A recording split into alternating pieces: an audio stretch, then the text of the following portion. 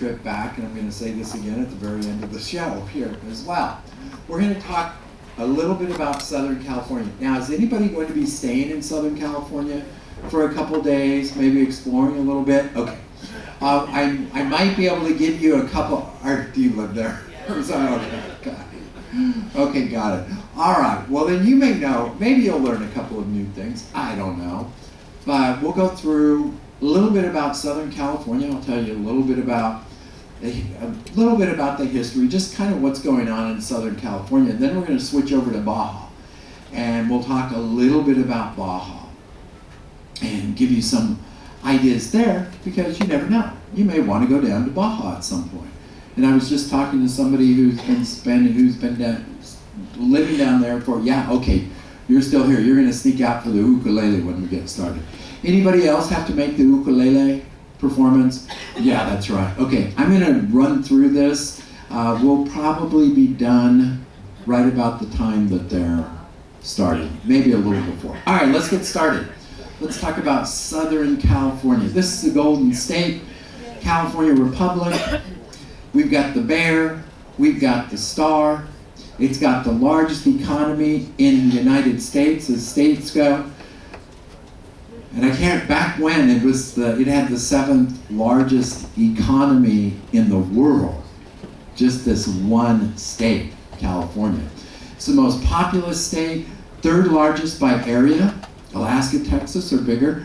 LA is the 2nd most populated city. That's where we're headed. Capital's in Sacramento, which is in Central California.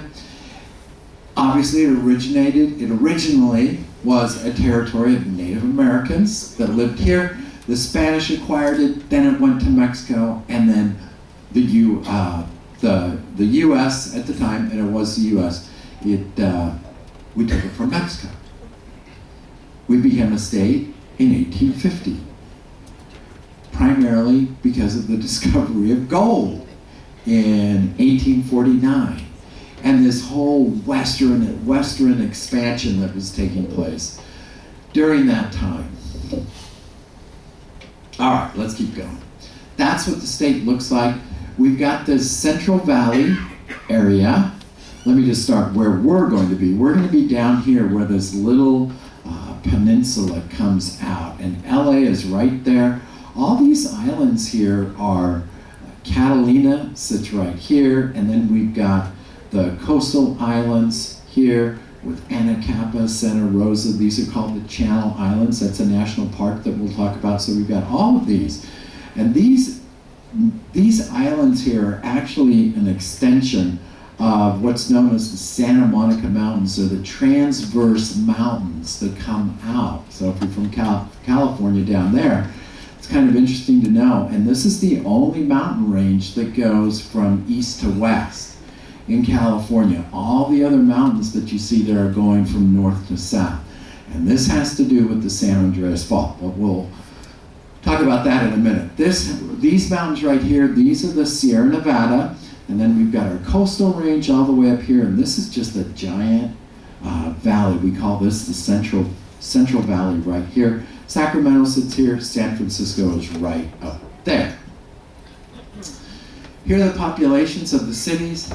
Big city, LA, San Diego are our 2 biggest cities. Then you've got San Jose, San Francisco, and it just goes down from there. We're going to Long Beach. That's the 2nd most populated city in California. We got a lot of people in California. We got 35 million or more now. We also have the largest trees on the planet. And we also have the tallest trees. And we also have the oldest trees. So we got the tallest, the redwoods. By mass, we've got the biggest. Those are the sequoia. How many people have seen the redwoods and the sequoias, by the way? Oh, wow. Oh, that's a lot of people. And then we also have the oldest trees in the world. And those are found, so you've got the tallest and the biggest trees are on one side of this little valley. And then you go to the other side of the valley and you've got another mountain range there. They're called the White Mountains. So you got the Sierra Nevada, where you got the ocean, then we go up to the Sierra Nevada. I'll just show you where those are. I'm not going to get distracted here. I'm going to tell you right now. But, but I'm thinking, okay, I'm describing something, you'll have no idea what I'm talking about. All right, we've got this. This is our coastal. This is the Sierra Nevada. And here's San Francisco. That puts the biggest trees and the biggest trees right in this area. Tallest trees are going to be over here in this area along the coast. And then the oldest trees in the world are going to sit right over here. And this is a little valley here. It's called Owens Valley.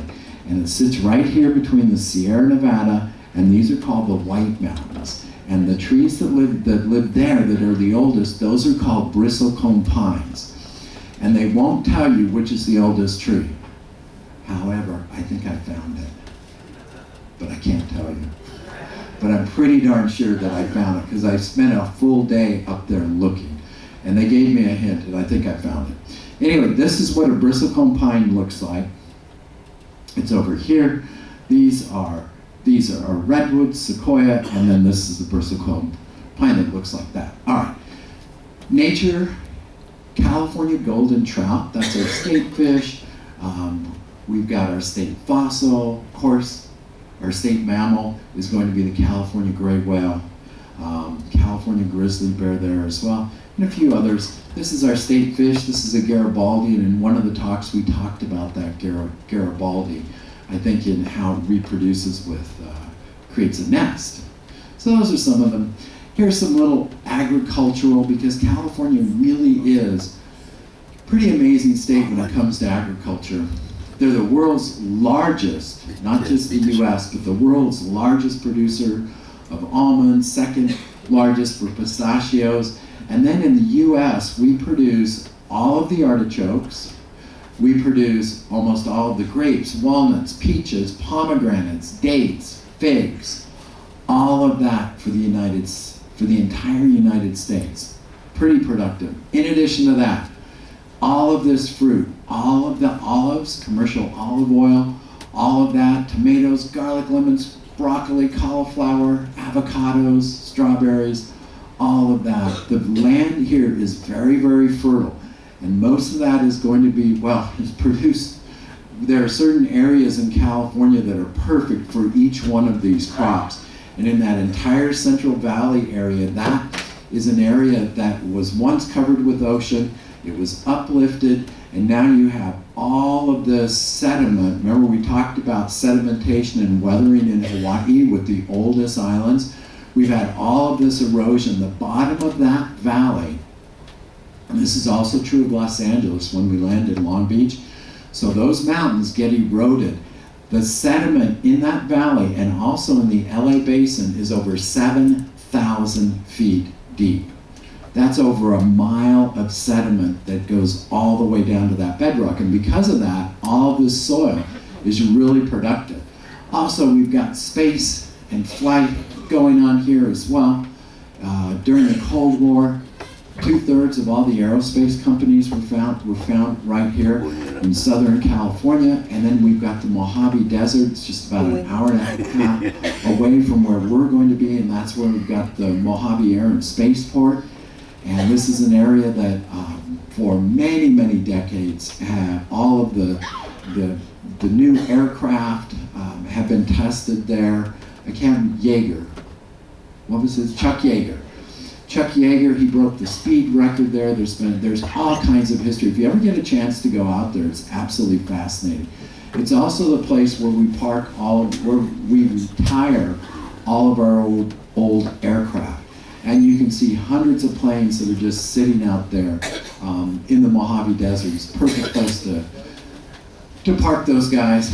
And then of course we've got Virgin Galactic that is out there as well. And they're trying to develop some of this space flight here for people like you and me. Highest peak in the lower 48 is also found here, 14,500 feet. That's Mount Whitney. And you can see where that sits, where that red star is, up in the Sierra Nevada. And from there, you can, if you climb up to the top of that peak, you can look down and you can see Death Valley, which is now a national park. And Death Valley has the lowest point in the lower 48. From the highest point to the lowest point in California, you can see that. Here are our national parks. We have 9 of them. Joshua Tree, Death Valley, those are our desert national parks. Channel Islands, you have to take a boat to get out there. Very, very cool if you get a chance. We've got Redwood, we've got Mount Lassen. We even have a volcanic national park as well. Everybody's heard of Yosemite. We've got Sequoia and Kings Canyon. That's where you're going to find the largest trees on the planet. And then we've got a newer national park that's called Pinnacles National Park. And this is our smallest national park. It sits about an hour and a half out of San Francisco. And it's got some interesting features that we're not going to go into right now. Because that would get me sidetracked. All right, here's how we divide up our state. We've got Northern California, Central California, Southern California. And we are headed to Southern California. Now, in Southern California, we've got what are known as the Big Six. And of course, everybody's heard of Hollywood. Now we've gone from aerospace, all these national parks.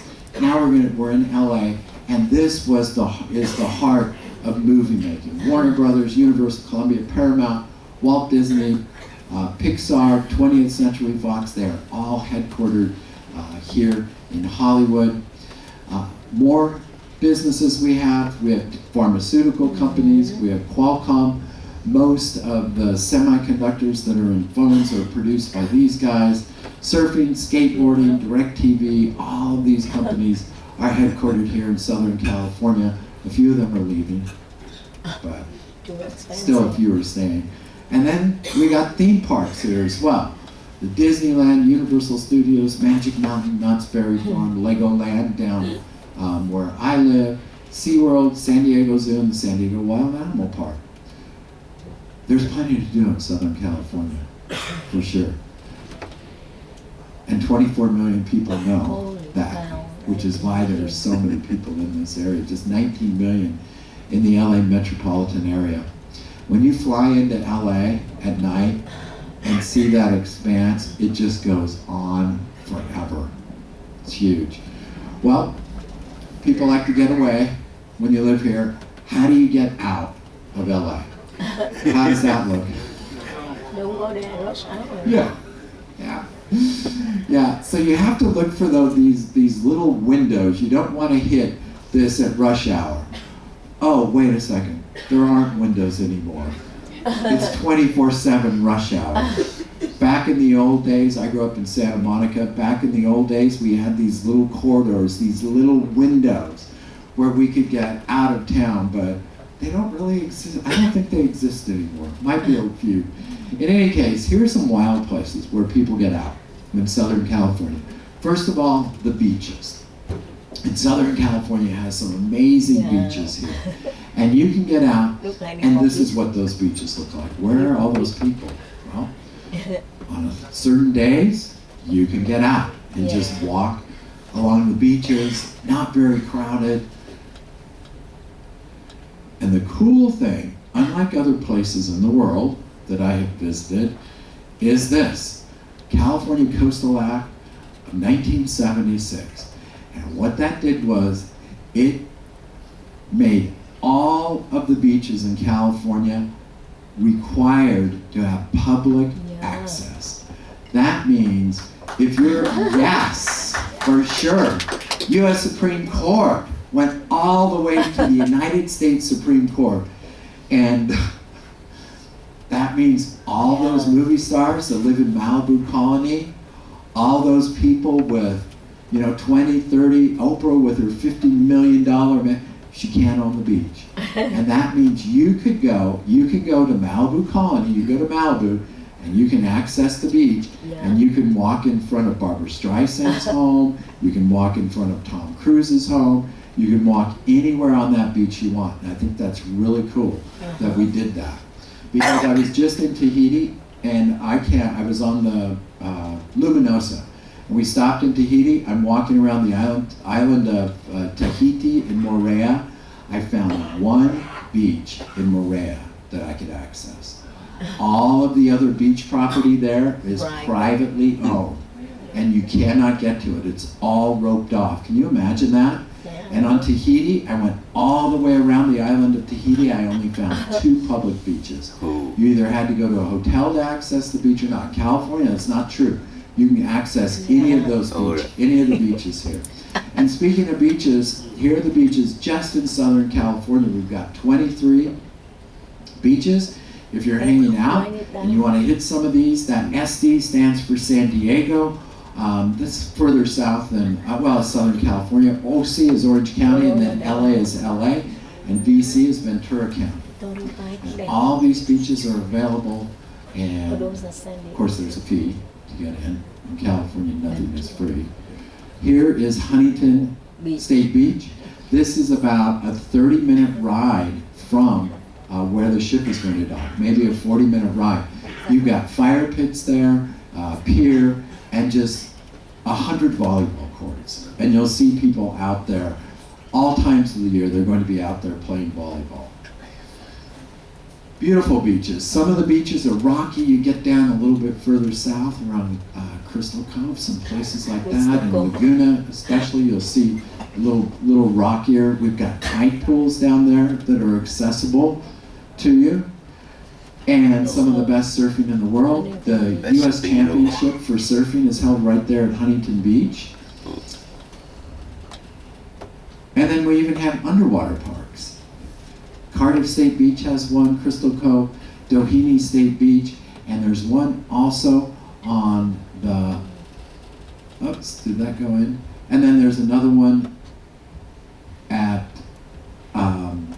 Catalina Island there, and that has a plaque. I thought I had that in here. Anyway, these underwater parks, these are designed for divers, for skin divers, and they're mostly about protecting that area so that you can enjoy those underwater areas. We have forests. Here are some of the forests. Los Padres is there. The Cleveland National Forest. We have state forests. We have national forests. Some of these up here, national parks. Mount Palomar, if you've heard of that, Mount Palomar is where the 200-inch telescope was. It was the largest telescope in the world. For many, many years, no longer, of course, but that's located right there in Cleveland. It's really, really interesting to visit that as well. We have mountains here. Of course, in the state of California, we have mountains in Southern California. The tallest are going to be up there near Sacramento. Here in Southern California, we also have 7 ski resorts as well. And you can be in the desert, you can be in the ocean, you can be surfing on the same day, and the next thing you know, you're up skiing on the same day. We have deserts in Southern California as well. We've got the Mojave Desert and the Sonoran Desert. Sonoran Desert is a little bit higher than the Mojave Desert, and during the spring, we have these incredible wildflower blooms that take place, depending on the amount of rain and the temperatures, and they can be just really, really amazing. Joshua Tree National Park, that's only less than 2 hours from the ship, very accessible to you. Mojave Desert, same thing as well. And here's Catalina Island. This is where I talk about that. Catalina Island, it's you can take a ferry over there. In fact, from Long Beach, you can literally get off the ship, you can take your roller back, and it's only from the terminal, it's only about 200 yards away, and you can take your suitcase over to the ferry terminal, and you can hop on the ferry, and you can get on a boat again. How does that sound? You can take the ferry over to Catalina, and you can spend a week there enjoying Catalina. It's that close. It's only about a 2-hour ferry ride.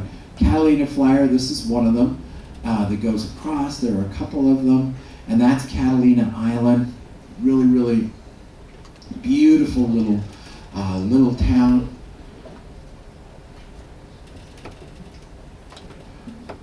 Our good friend Spreckles owned this island for a number of years. Did you know that? Yeah, and where did we hear his name? Exactly, we were talking about this. Everything's connected in some way. So Spreckles owned this island, And this is where he would bring, and he bought that island with all of his sugar money that he made in Hawaii. So he makes all his money in Hawaii and comes here and he buys this island. And then he uses it for I think he's out of Chicago. So this is where the Chicago Cubs would come, and this is where they would do their spring training. Am I right? Wrigley. Did I get that wrong? Yeah, that's Oh, you know what? You're right. The It was chewing Wrigley. gum. Yeah, I had the right baseball team, but I had the wrong guy. Yeah. So there's an example of where your brain Wrigley, makes a Wrigley, connection Wrigley, that's yeah. not correct. I was waiting for he sells it to Thank Ripley. you. No, I got the wrong guy. It wasn't Spreckles. Spreckles was the guy who built put the Oregon in San Diego, that park in Balboa Park. That Oh, was my. his thing. Oh, Yeah, it no. was Wrigley. Okay, good, Wrigley. thanks. All right, so Wrigley that owned Yeah, it, Wrigley or family. that owned this island, and he built a little house up there. Somebody on the ship was telling me about it, and you can stay there overnight, and it's supposed to be really, really fantastic. And there are no cars on this island to speak of, and you rent these little golf carts, and you take these golf carts all around. It's really fun. Wrigley said they still have Land Rover Defenders on the island. They have Land Rover Defenders to go into the conservation Right area. in town. In town? They live right up to the left or to the right of town, Wow. so they get a pass. They get the path. They get the right of way for sure up there. All right, there's an underwater park here as well. You can see the casino, and there it is right there. And this is one of the prime diving spots here in Southern California. We have lots of boat diving, but if you want to do like offshore diving, a lot of people will just go here. There's a nice little staircase that goes down. You jump in the water and you're in this incredible kelp forest with really, really nice clear water. There's a little plaque down there that is honoring Jacques Cousteau. Some of you may remember him. And this park is dedicated in his memory, and it's a fully protected area, and it's really nice, especially when the kelp is growing and nice and dense. We've got two national parks that are right there in Southern California. One is Joshua Tree, and these are desert areas. This is a great place for rock climbing, and then at the bottom, this is where we used to take kids who were in the AP Environmental Science class, and this is where they would do their little projects, their little research projects out here. It's a perfect place to go to if you want to do stargazing. Really amazing. Here is the Channel Islands National Park as well, and this has 5 of the 8 Channel Islands there. This is looking off of Anacapa. They're really beautiful islands, but once again, you do have to take a boat out there. Yeah, there are a couple national parks where you have to take the boat. Some indigenous animals and a lot of archaeological work that still needs to be done here because the coastal Chumash Indians inhabited this area. And it's also a rookery. Anacapa is where all the seagulls are born that we see in Southern California. So when we come in tomorrow morning and you see all those seagulls came from Anacapa. And then we also have whale watching out here. We have blue whales, June to September, and this is out of Newport. Yeah. We had over 100 different blue whales this season, a lot. It's really amazing. Humpback whales, this is May through November, here as well. And then, of course, we have our famous gray whales that are migrating along the coast, and that's December through March. That means they're getting ready to start coming back again. Here, and then that's kind of the calendar. Those are really the dates that I just shared with you. There. And of course, these whales are all migrating. And we talked about that. We can't really see that right there. All right, where are some other places here? A little more wild, a little more curious places. Well, we have a glider port. This is in San Diego. This is in Torrey Pines. And this is where these, I can't remember what those are called. The kite sailing, it's not kite sailing, parasailing. It's parasailing and then hang gliding. Parasailing and hang gliding. And this is one of the older ports. This is over 100 years old. It's got quite a history.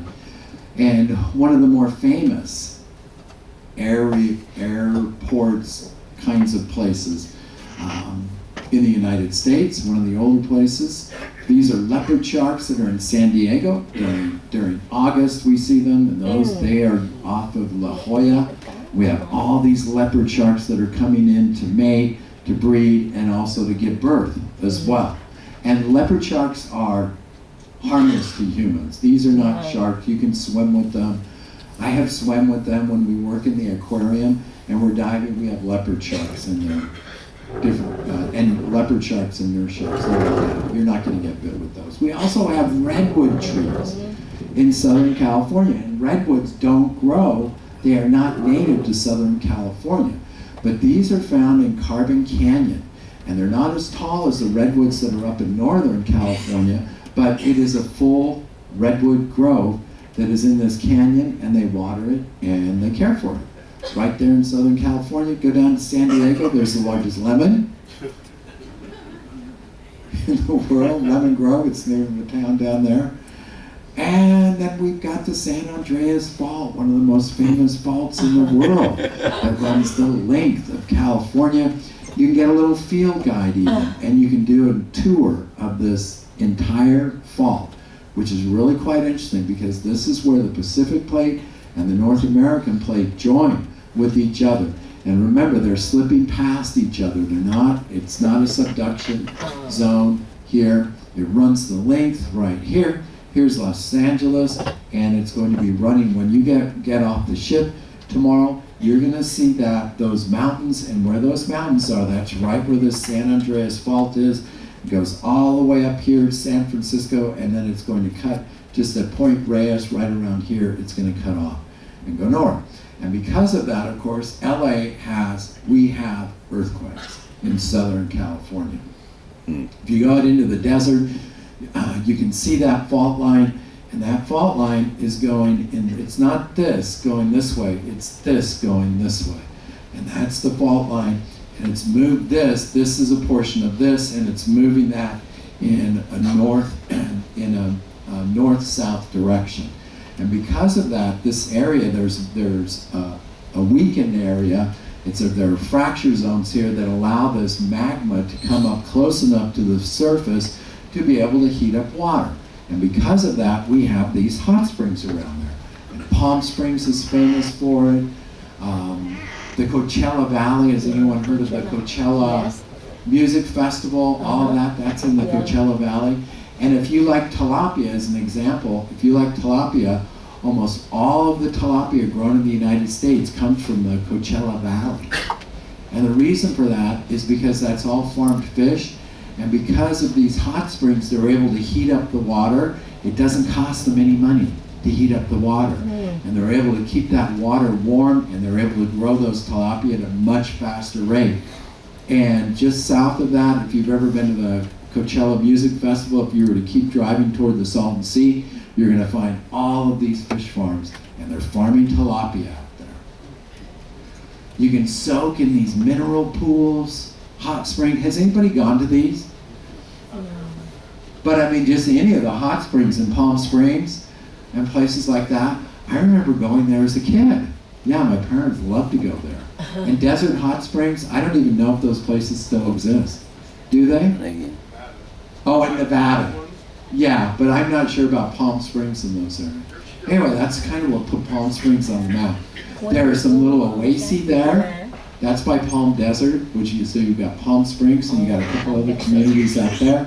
And this is an area where you just have water. These aren't hot springs. These are oases out in the middle of the desert. They look like that. And that's all caused because of that San Andreas Fault. There are mud pots out there as well near the Salton Sea. Going back to the ocean, here's another curiosity.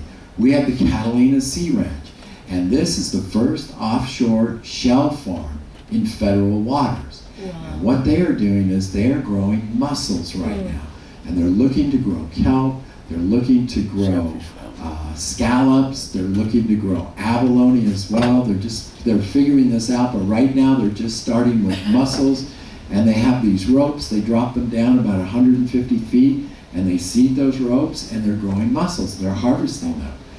here. And if you're eating mussels, by the way, in Southern California, most of those mussels in the restaurants and so forth, most of those are locally grown by the Catalina Sea Ranch, and then there are several other places. In Carlsbad there are, in San Diego, all along those areas, they're growing them. Now, this I thought I would show you as an example of what you could do in California. You can't do this in very many places. This is a friend of mine, it's the 3S Club.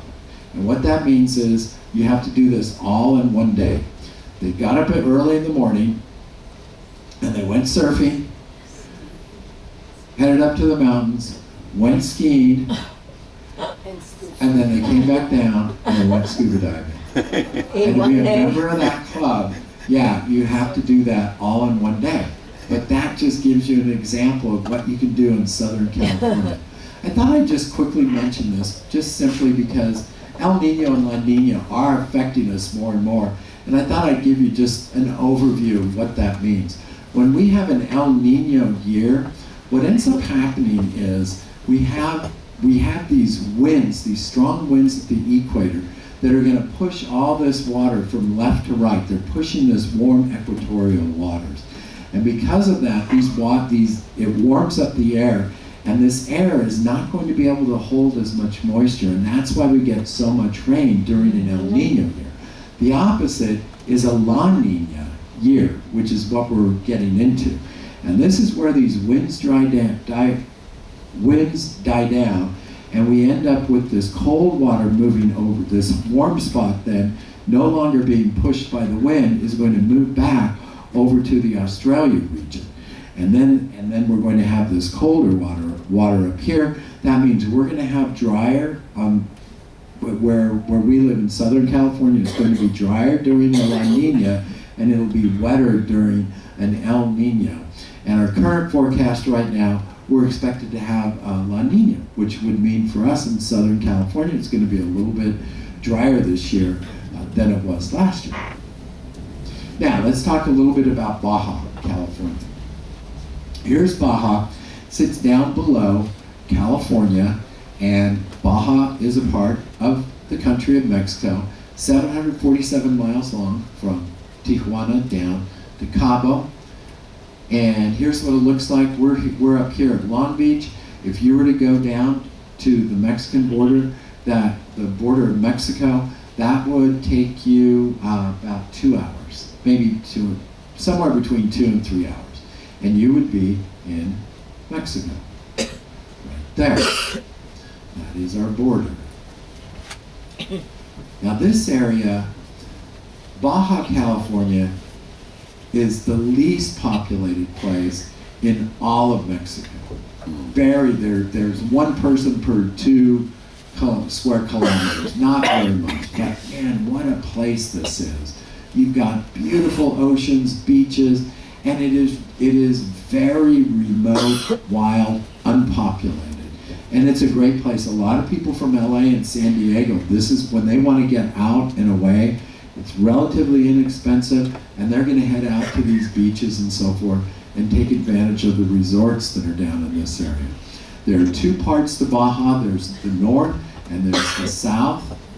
Ensenada is a place where our ships will sometimes go, especially if we're going back and forth to Hawaii. And you may notice that we were in Hawaii, and now we're not going to. We don't need to, because we've already been in foreign ports. So we're going to head straight back to, it's considered the same cruise. So even though we're used to hitting our very last port as being our foreign port, but we don't necessarily have to do that. We can just hit as long as we've hit foreign ports before we come back. So we don't have to go to Ensenada this time. You've got the desert, Pacific Ocean, the Sea of Cortez, which is on the other side, and then you've got this mountain range that runs right down the center. And that peak, the tallest peak there, is over 10,000 feet.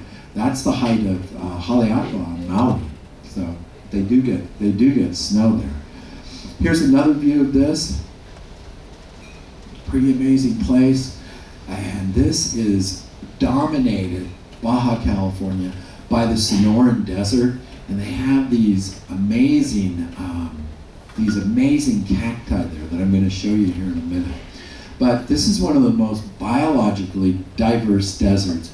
And I challenge you, if you ever do drive through a desert again, take time to maybe pull off to the side of the road and just go walking out in that desert. I think you'll be very surprised at how much life. You're driving through the desert, you don't see anything.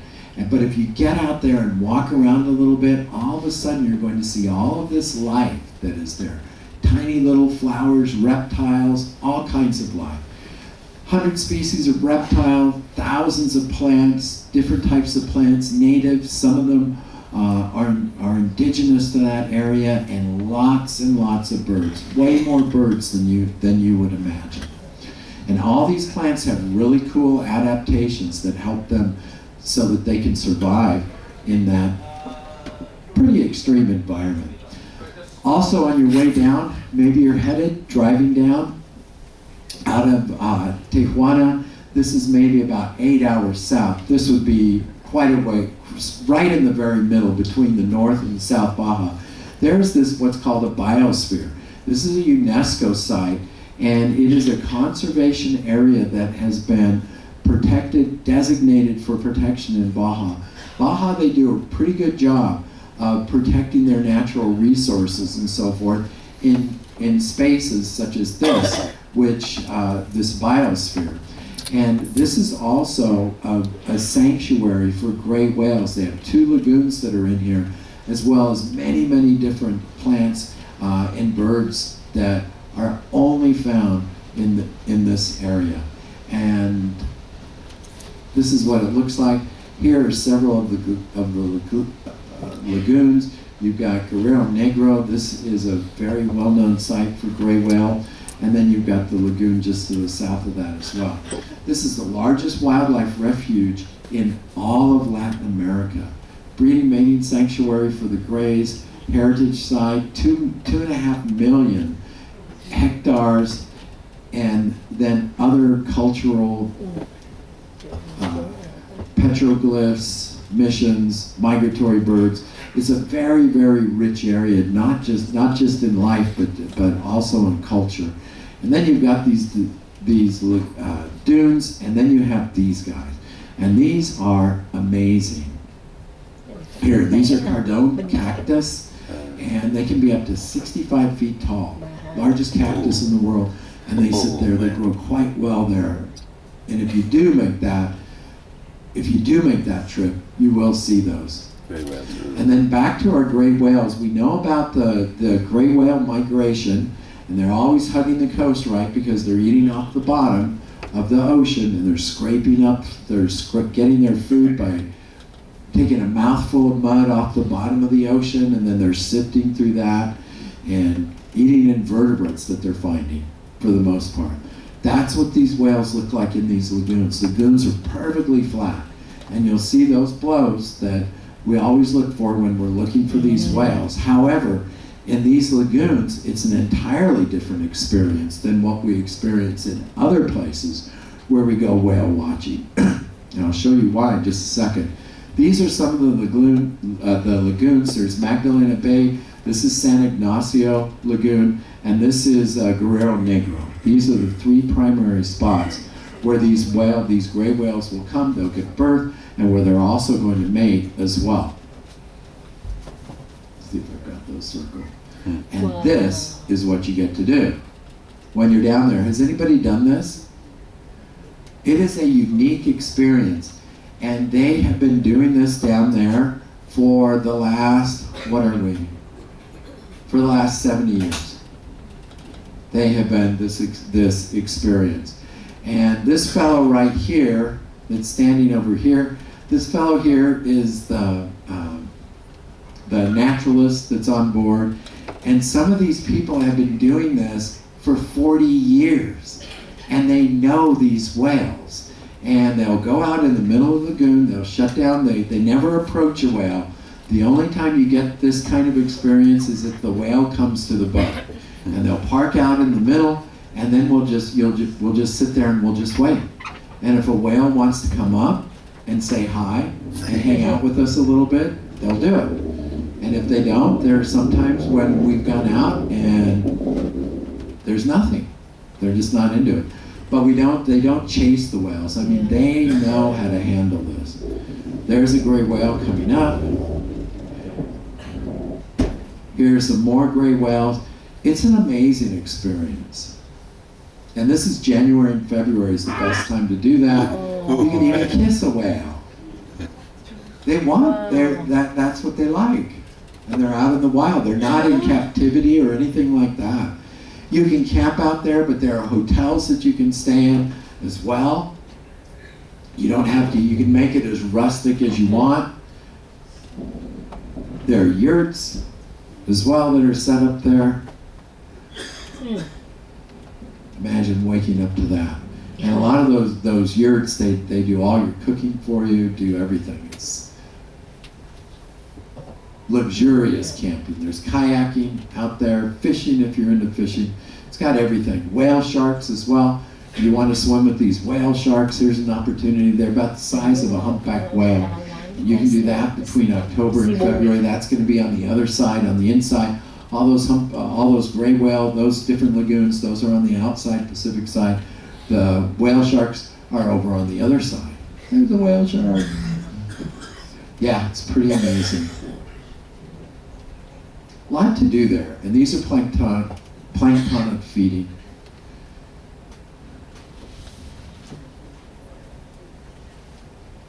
And then birding as well out here.